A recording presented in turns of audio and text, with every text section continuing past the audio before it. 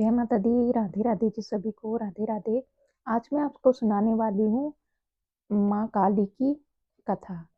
जो माँ काली की जन्म कथा है, आज मैं आपको वो सुनाने वाली हूँ।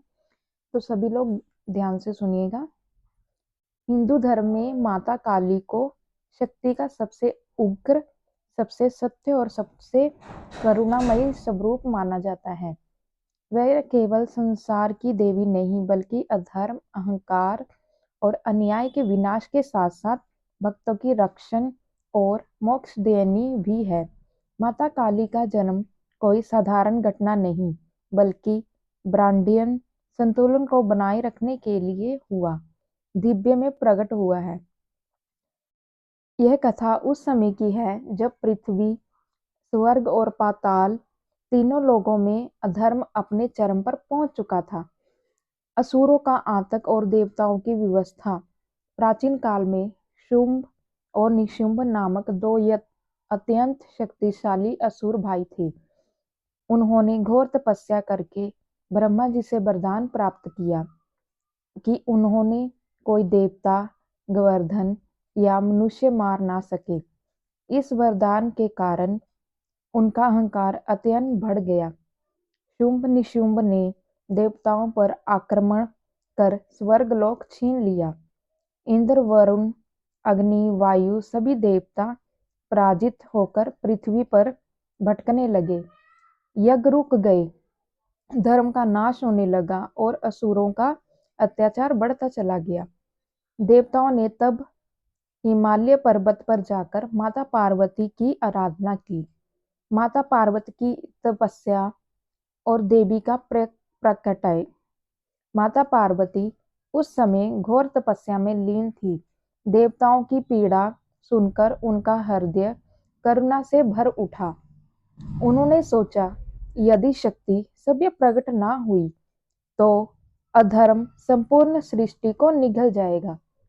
तभी माता पार्वती के शरीर से एक दिव्य तेज निकला। यह तेज इतना प्रखर था कि दिशाएं कांप उठी।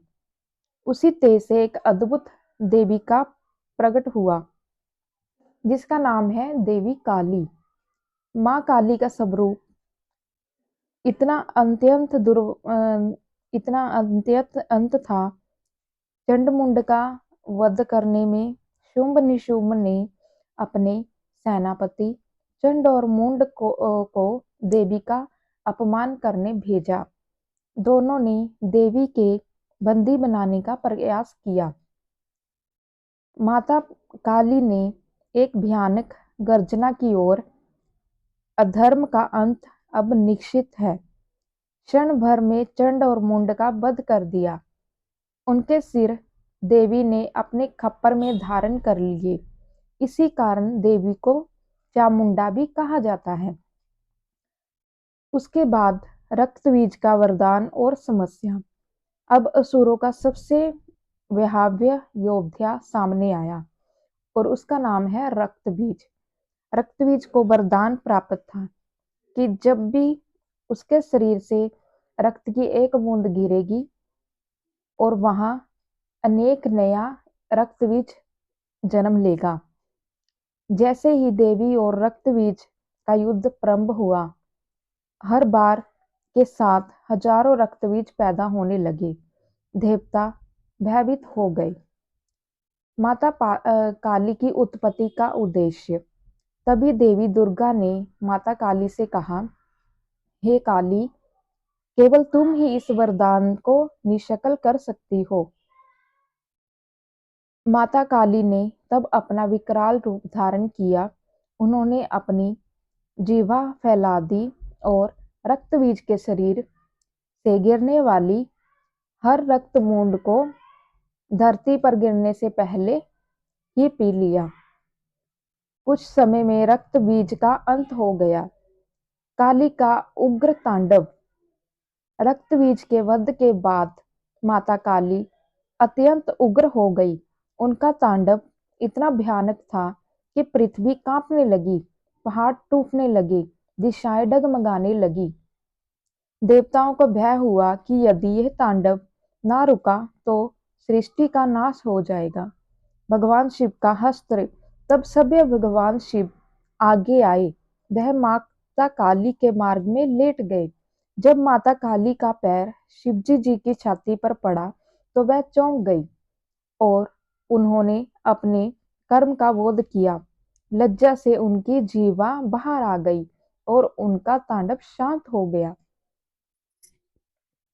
शक्ति बिना शिव के उग्र है और शिव के बिना शक्ति के निष्क्रिय। माता काली की कृपा।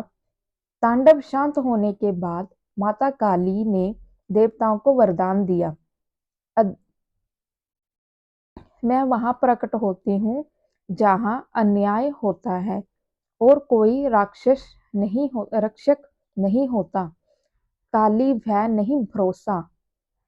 माता काली का स्वरूप भले ही उग्र है, लेकिन वह अपने भक्तों के लिए माँ है।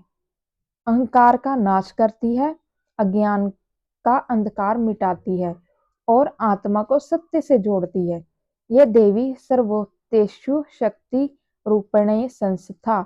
नमस्तते नमस्तते नमस्तते नमो नमः। माता काली केवल विनाश की देवी है, बल्कि न्याय, साहस और सत्य की जीवत प्रतीक है। जय माता दी, जय महाकाल। आपको ये मेरी माता काली की कथा कैसी लगी? आप सभी कमेंट में ज़रूर बताना और ज़्यादा से ज़्यादा हमें भी सपोर्ट करना, ताकि आगे मैं आपके लिए और भी अच्छी अच्छी माता रानी के प्रति वीडियो से भक्ति से रिलेटिव अच्छी अच्छी वीडियो मैं आपके सामने पेश करूं।